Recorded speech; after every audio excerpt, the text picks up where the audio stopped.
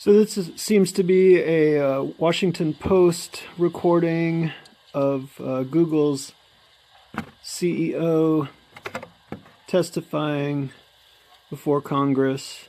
And it's a really long video. I don't think I'm going to get through this whole thing, but I wanted to comment on what I see. And this is my first time watching it. I've seen little clips, but I haven't watched the thing all the way through. And I noticed at the beginning, which I don't have on this video, that Alex Jones was there and the Monopoly Man, who's an activist, was there. I thought that was interesting. So I'm going to make a comment as this goes along. Who am I? I used to be a Green Party delegate. I'm just an active citizen who has a active interest in understanding whether or not Google is censoring and how it's filtering and how its algorithms work. And this first guy who's going to give a sort of preliminary opening statement, I agree with much of what he says. What I'm concerned about is the questions that he asks at this opening statement are very important questions. And as far as I can tell from what little I've seen so far, and I'll know more as we watch this, they don't ask the questions that he asks directly, sort of claiming that that's what they're looking to find out, which is upsetting because... Good morning. I'm going to go on with the Judiciary Committee will come to order, and without objection, the chair is authorized to declare recesses of the committee at any time. We welcome everyone to this morning's hearing on transparency and accountability, examining Google and its data collection, use, and filtering practices. Before I recognize myself and the ranking member for opening statements, I'd like to recognize our first witness, the Majority Leader, Kevin McCarthy of California, for his statement. Welcome. Well, thank you, Mr. Goodlatte, Chairman Goodlatte, for working with me to organize this hearing. I want to thank Sundar Pichai for testifying on Capitol Hill. We appreciate and note your willingness to travel here and answer our questions. First, in a private setting in September, and now in a public setting. Google is one of the most valuable companies in America because of what it does. Google's search engine organizes the entire internet, and by extension, almost all the information in the world. This is hardly an exaggeration. Here is a statistic you will hear a lot today, but it bears repeating. According to the Wall Street Journal, 90% of all internet searches go through Google. That is power, and it comes with responsibility. Mr. Pichai, it was necessary to convene this hearing because of the widening gap of distrust between technology companies and the American people. For our country and economy to grow stronger, the American people must be able to have trust in the great companies of the 21st century. We can alleviate some of their concerns today with transparency and candor. I hope we can begin to restore trust in the technology companies that shape our world, but we need answers. We need to know first that Google is committed to the free market ideals of competition and entrepreneurship that launched its revolutionary products to begin with. Second, we need to be sure that any political bias within Google's workforce does not creep into its search products. Third, we need to know that Google is living up to America's belief in free expression and human rights when it deals with foreign governments. Now, a word on the last subject. Right now, Google reportedly is developing a censored search engine with the Chinese Communist Party.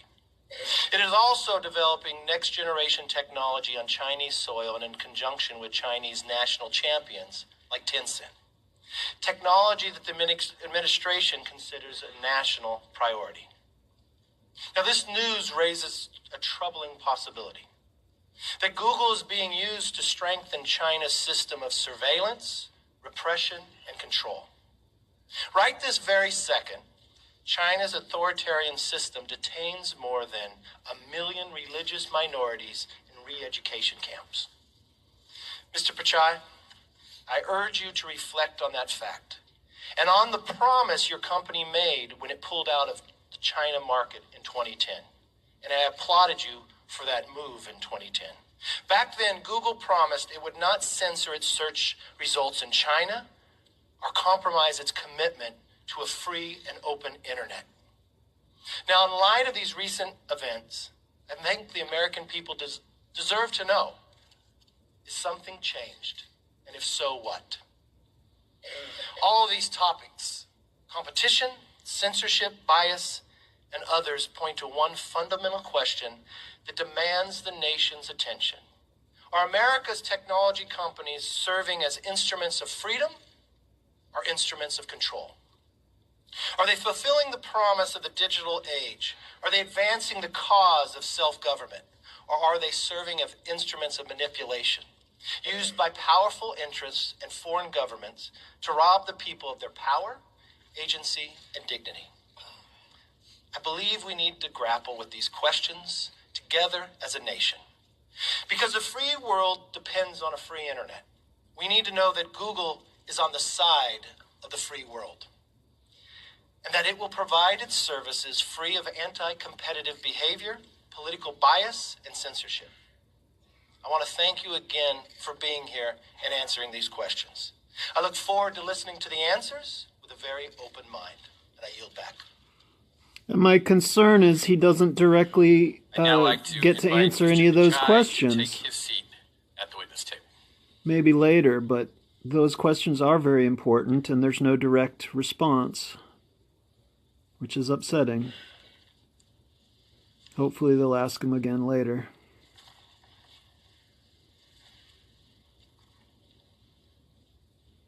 And again, I'm just a concerned YouTube user and a citizen of the United States. The chair now recognizes the ranking member, Mr. Nadler, for a point of personal privilege to recognize a member of his staff, a very distinguished member of his staff. Thank you, Mr. Chairman. Mr. Chairman, I want to take a moment to recognize Danielle Brown, whose last working day for the committee is tomorrow.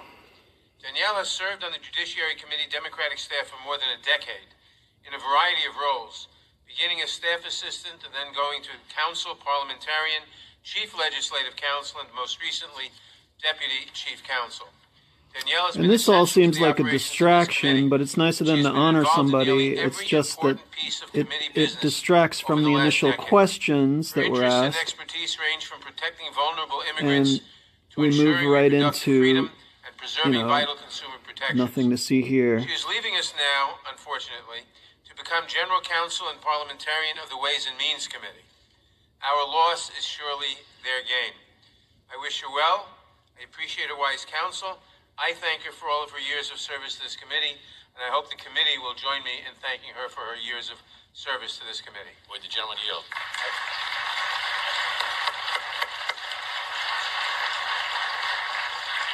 I will yield to the chairman. I thank the gentleman for yielding. I would like to join him in thanking Danielle for her service to this committee. She has worked with members on both sides of the aisle. She has worked with the majority staff very productively, very cooperatively on a great many issues that have made this committee not only more productive, but also operating in a fashion that has resulted in a number of bills getting from this committee all the way to the president's desk, whether that president be Barack Obama or Donald Trump. That's an accomplishment that this entire committee should be proud of, and Danielle should be proud that she's played an important part in doing that. And I thank you.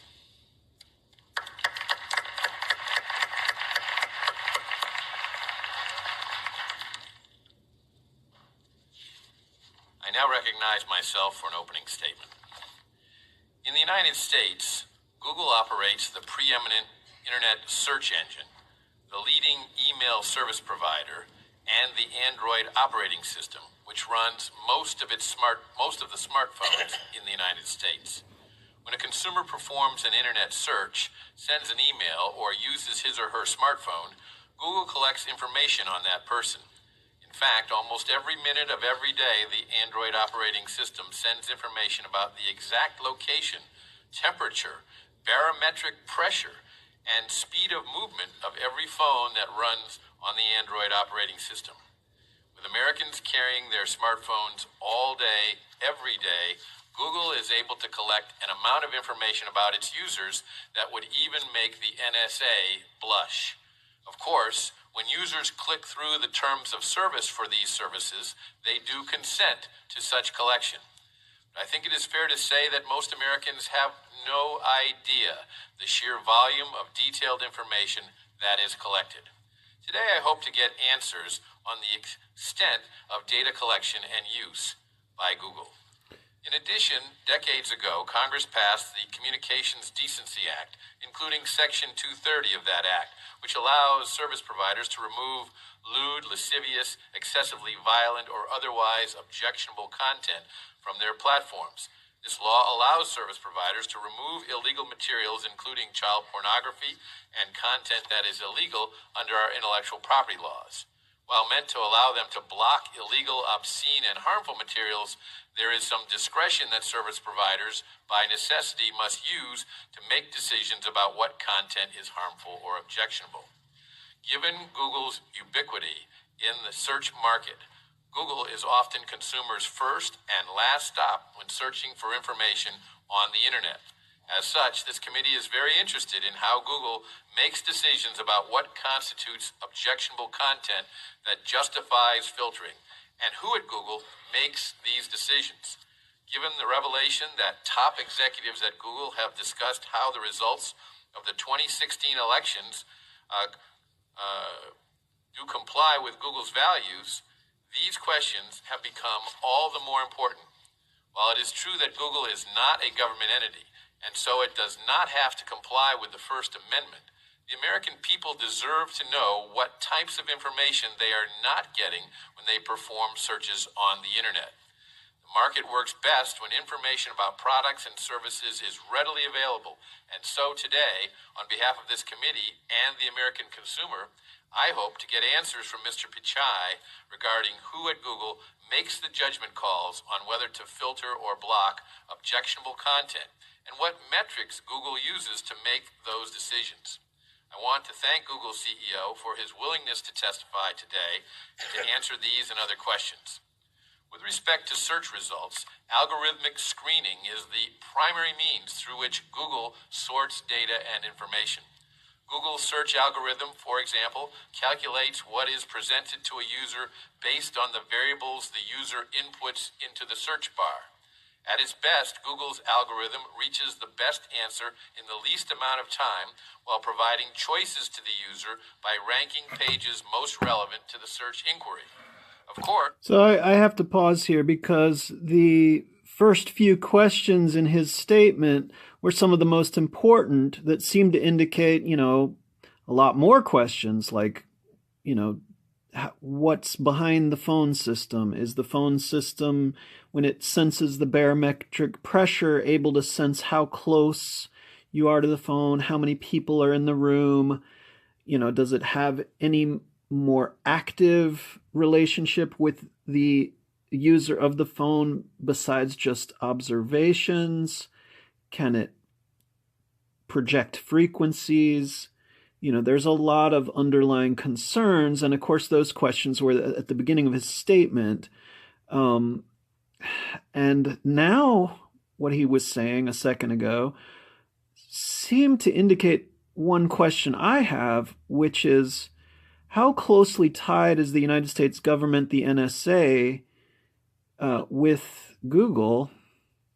And he seems to be telling everybody that they know what they know about Google as if he's one of the ranking members of the company of Google, which again brings up questions in my mind as to how, as an American observer for the first time watching this,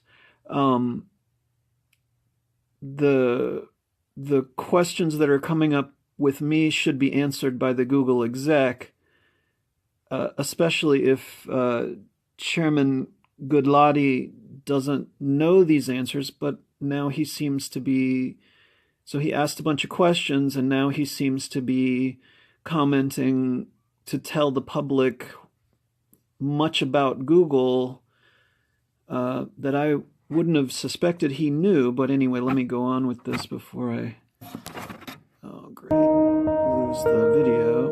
I wonder if it's even still on. Let's see. Easy screen.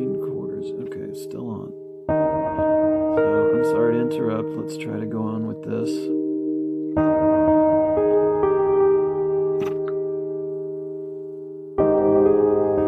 Just a tiny bit.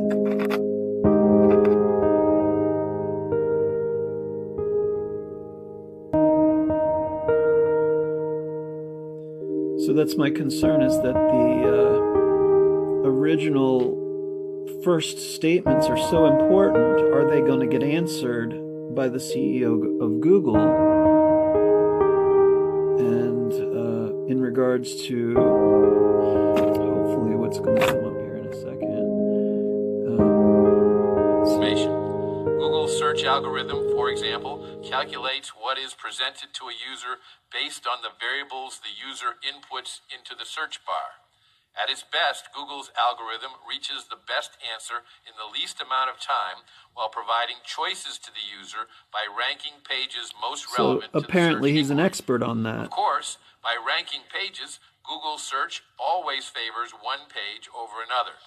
This kind of bias I'd like to see the proof and hear it from the point of a CEO. search is to discriminate So again, among these are multiple important relevant sources questions to and find the statements best that answer. deserve an This answer process, however, turns much from more Google, sinister with rather than allegations just that Google setting them manipulates its aside. algorithm to favor the But political I agree party with the it questions. likes, the ideas that it likes, or the products that it likes.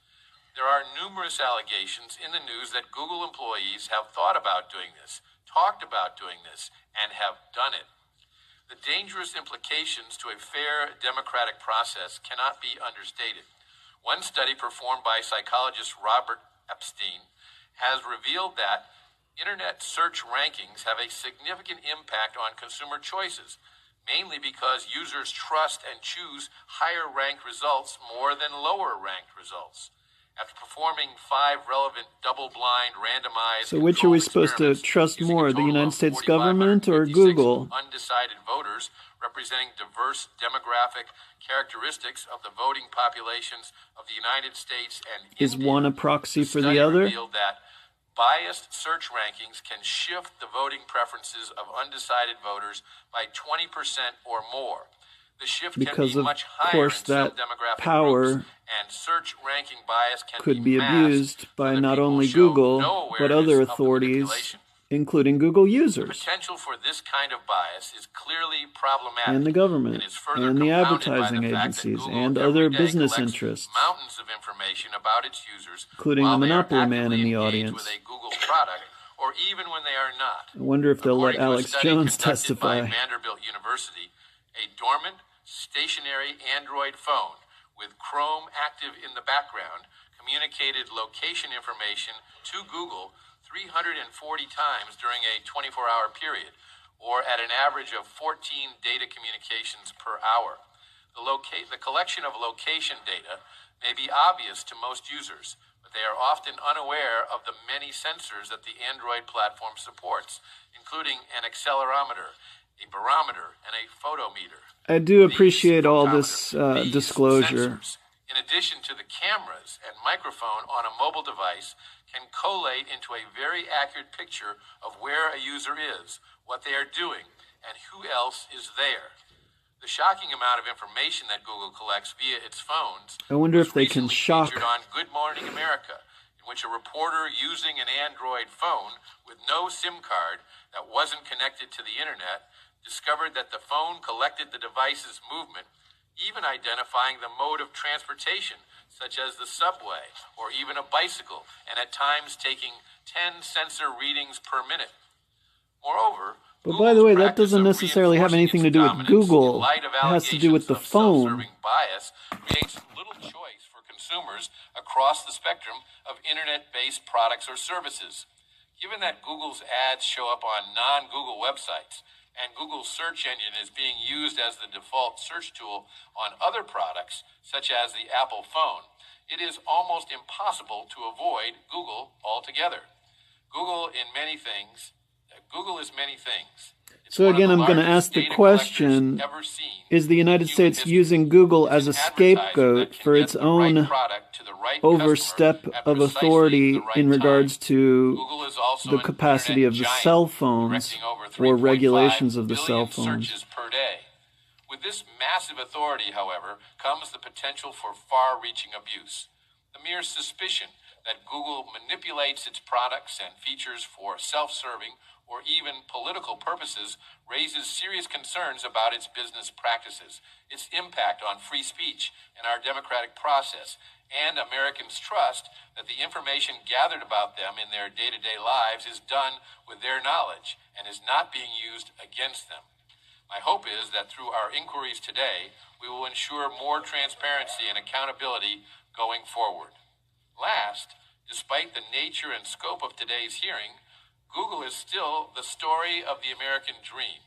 The company was started by two individuals in a garage and grew to be one of the most successful companies in the world. 2 decades ago, we could not fathom instantaneous access to more information than that which is contained in all the encyclopedias in the world. Now we take that for granted because of the innovative services Google provides. With that, I want to again thank And our no, witness for the his YouTube presence here users, today. for example, don't take that for granted because otherwise Now we my wouldn't be pleasure to YouTube recognize the ranking users. member of the committee, the gentleman from New York, Mr. Nadler, for his opening statement. Thank you, Mr. Chairman. Mr. Chairman, our society has become increasingly reliant on social media and other online platforms to obtain, create, share, and sort information. This information helps us make decisions ranging in importance from where to make dinner reservations to which candidate to vote for in a presidential election. The public's increasing use of these platforms has generated many positive benefits for society, but it has also given rise to some troubling trends. Google is among the dominant firms in this field. As such, given the public's widespread use and reliance on its products and services, there are legitimate questions regarding the company's policies and practices, including with respect to content moderation and the protection of user privacy. But before we delve into these questions, I must first dispense with a completely illegitimate issue, which is the fantasy dreamed up by some conservatives that Google and other online platforms have an anti-conservative bias. As I have said repeatedly, no credible evidence supports this right-wing conspiracy theory. I have little doubt that my Republican colleagues will spend much of their time presenting a laundry list of anecdotes and out-of-context statements made by Google employees as supposed evidence of anti-conservative bias. But none of that will actually make it true. But this fact-free propaganda does help generate the mistrust that the majority leader referred to a few moments ago. And even if Google were deliberately discriminating against conservative viewpoints, just as Fox News and Sinclair Broadcasting and conservative talk radio hosts like Rush Limbaugh discriminate against liberal points of view, that would be its right as a private company to do so, not to be questioned by government. During the Reagan administration, about 35 years ago, the Federal Communications Commission appointed by Ronald Reagan abolished what we used to have called the Fairness Doctrine, which placed an obligation on broadcasters who use the public airwaves to be fair to different points of view. This question might be relevant if the Republican members wanted to bring back the Fairness Doctrine and expand its scope to social media companies. I doubt we will see any interest in doing so. Great point, though, by the way, We Mr. should not let the Nadler. delusions of the far right distract us from the real issues that should be the focus of today's hearing. For example, we should examine what Google is doing to stop hostile foreign powers from using its platform to spread false information in order to harm our political discourse. It has been more than 2 years since the 2016 election, yet this committee has not held a single hearing focused on Russia's campaign to manipulate online platforms to undermine American democracy, despite the fact that it is the consensus view of our intelligence agencies that Russia engaged in a massive disinformation campaign to influence the 2016 election. I hope that Mr. Pichai can tell us what actions Google has taken to counter this unprecedented attack and what gaps remain in its defenses without being so specific as to give a guidance to foreign powers. This may help Congress determine what more can be done to further insulate our democratic processes from foreign interference. We should also examine how Google enforces community standards that prohibit racist or bigoted threats and other inappropriate conduct. While internet platforms have produced many societal benefits, they have also provided a new tool for those seeking to stoke racial and ethnic hatred. The presence of hateful conduct and content on these platforms has been made all the more alarming by the recent rise in hate-motivated violence. According to statistics recently released by the FBI, reported incidents of hate crimes rose by 17% last year compared to 2016, marking the third consecutive year that such reports have increased. The horrible massacre at the Tree of Life Synagogue in Pittsburgh, the recent murder of an African-American couple in a Kentucky grocery store, the killing of an Indian engineer last year in Kansas are sadly not isolated outbursts of violence, but the most salient examples of a troubling trend. We should consider to what extent Google and other online platforms may have been used to foment and to disseminate such hatred, and how these platforms can play a constructive role in combating its spread. As the dominant player in its field, Google possesses significant market power.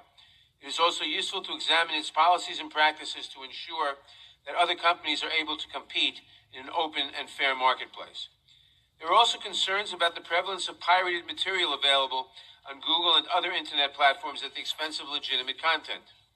Finally, it is important to know what Google is doing to protect its users' data privacy and data security.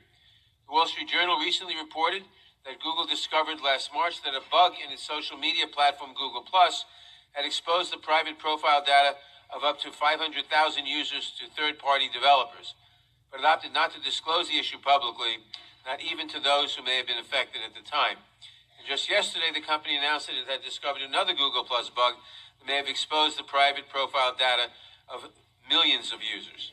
While Google has so far found no evidence that developers have in fact abused these bugs, or that any user profile data has been misused in any way, incidents like this still raise legitimate questions about what types of data exposures a company is obligated to disclose publicly. It also raises questions about how much control users should have over their own data and how such control should be regulated. I am also disturbed by recent reports that Google is developing a search engine for the Chinese mainland market. According to these reports, this search engine would not only accommodate Chinese government censors, it might allow the Chinese government to track individuals by linking search terms to the user's mobile phone number. Unfortunately, in this, our fourth hearing devoted to entirely fictitious allegations of anti-conservative bias by internet companies, we will waste So of more course time, the Chinese more bias taxpayer doesn't money count. on elevating well-worn right-wing conspiracy theories instead of concentrating on the substantive questions and issues that should be the focus of our hearings. Our committee can and must and will do better. I yield back the balance of my time. Thank you, Mr. Nadler. We welcome our distinguished witness, and if you would please rise, I'll begin by swearing you in. Please raise your right hand. Do you swear that the testimony that you are about to give shall be the truth, the whole truth, and nothing but the truth, so help you God? Thank you. Let the record show that the witness answered in the affirmative. Our only witness today is Mr. Sundar Pichai. Mr. Pichai is the Chief Executive Officer of Google. Your written statement will be entered into the record in its entirety, and we ask that you summarize your testimony in 5 minutes. To help you stay within that time, there's a timing light on your table. When the light switches from green to yellow, you have 1 minute to conclude your testimony. When the light turns red, it signals your 5 minutes have expired. Mr. Pichai, you are very welcome, and you may begin. Chairman Goodlatte, Ranking Member Nadler, distinguished members of the committee, thank you for the opportunity to be here today. I joined Google 15 years ago and have been privileged to serve as CEO for the past 3 years. But my love for information and technology began long before that. It's been 25 years since I made the US my home. Growing up in India, I have distinct memories of when my family got its first phone and its first television. Each new technology made a profound difference in our lives. Getting the phone meant I could call ahead to the hospital to check that the blood results were in instead of taking a 2-hour trip there. And the television, well, it only had one channel, but I couldn't have been more thrilled by its arrival. Those experiences made me a technology optimist, and I remain one today. Not only because I believe in technology, but because I believe in people and their ability to use technology to improve their lives. I wonder if sarcasm I'm is proud of what technology. Google does to empower people around the world, especially here in the US. I'd like to take a moment to What is share the a bit of background definition? on that. 20 years ago, 2 students, one from Michigan and one from Maryland, came together at Stanford with a big idea: to provide users with access to the world's information. That mission still drives everything we do. That's why there should not be a bias against China or anybody else. It should be a fairness doctrine we are a global company that's committed universally. to building products for everyone. That means working with many industries, from education and healthcare to manufacturing and entertainment. Even as we expand into new markets, we never forget our American roots. It's no coincidence that a company dedicated to free flow of information was founded right here in the US. As an American company, we cherish the values and freedoms that have allowed us to grow and serve so many users. And I'm proud to say we do, and we will continue to work with the government to keep our country safe and secure. Over the years, our footprint has expanded far beyond California to states such as Texas, Virginia, Oklahoma, and Alabama. Today in the US, we are growing faster outside of the Bay Area than within it. I've had the great opportunity to travel across the country and see all the places that seemed like a liberal bias. From Clarksville to Pittsburgh to San Diego, where we recently launched a partnership with the USO to help veterans and military families. Along the way, I've met many people who depend on Google to learn new skills, find jobs, or new businesses. Or over a Republican we've supported more concession. than 1.5 million American businesses. And over the past 3 years, we have made direct contributions of $150 billion to the U.S. economy, added more than 24,000 employees, and paid over $43 billion to our U.S. partners across Search, YouTube, and Android. These investments strengthen our communities and support thousands of American jobs. They also allow us to provide great services to our users to help them through the day. It's an honor to play this role in people's lives. And it's one we know comes with great responsibility. Protecting the privacy and security of our users has long been an essential part of our mission. We've invested an enormous amount of work over the years to bring choice. I wonder how much transparency, the Monopoly and control man to our has users. paid These values are built into every product we make. We for Google. recognize the important role of governments, Who is Google's including this investors? committee, in Is setting it the rules Monopoly man? for the development and use He of seemed to be technology. shaking his To head. that end, we support federal privacy legislation and proposed a legislative framework for privacy earlier this year. Users look to us to provide accurate, trusted information, and we work hard to ensure the integrity of our products. We have put a number of checks and balances in place to ensure they continue to live up to our standards. I lead this company without political bias and work to ensure that our products continue to operate that way. To do otherwise would be against our core principles and our business interests. And of course, that's We are nice a to company hear, that not provides necessarily the platforms for business diverse interests, but perspectives and the opinions. unbiased There is no shortage of them amongst our employees. perspectives. Some Googlers are former servicemen and women who have risked much in defense of their country. Some are civil libertarians who fiercely defend freedom of expression. Some are parents who worry about the role technology plays in our households. Some, like me, are immigrants who are profoundly grateful to the freedoms and opportunities it offers. And some of us are many of these things. Let me close by saying that leading Google has been the greatest professional honor of my life. It's a challenging moment for our industry, but I'm privileged to be here. I greatly appreciate you letting me share the story of Google and our work to build products worthy of the trust users place in us. Thank you for the opportunity, and I look forward to answering your questions. So it seemed he acknowledged a neutrality, which is nice to We'll hear, now of course. proceed under the 5-minute rule with questions, and I'll begin by recognizing myself. Mr. Pichai, is it true that the Android operating system sends Google information every few minutes, detailing the exact location of a smartphone within a few feet, the speed of movement of the phone, the altitude of Wouldn't the phone, that be the sufficient to phone determine itself? what floor of a building the phone is on, the temperature surrounding the phone, and other readings? Good and if question so, with for every Americans carrying their smartphone phones with them company in the virtually world. at all times, doesn't the collection of this volume of detailed information really mean that Google is compiling information about virtually every movement an individual with a smartphone is making every hour of every day? Mr. Chairman, thank you for that question. Today, for any service we provide our users, We go to great lengths to protect their privacy, and we give them transparency, choice, and control. But you have to search through the settings to figure that out. Provides smartphone for over 2 billion people. And as part of that, it depends on the applications users choose to use. And the settings, and the default settings, and all the hidden settings. The number of steps you walk, you expect it to send that information. But it's a choice users make. We make it clear, and it depends on the use cases. So the answer to my question, my first question is yes. Is that correct? That the information that I cited is gathered by Google? For Google services, you have a choice of what information is collected, and we make it transparent. I understand there are uses that consumers make use of. I use it to keep track of the number of steps I walk. I understand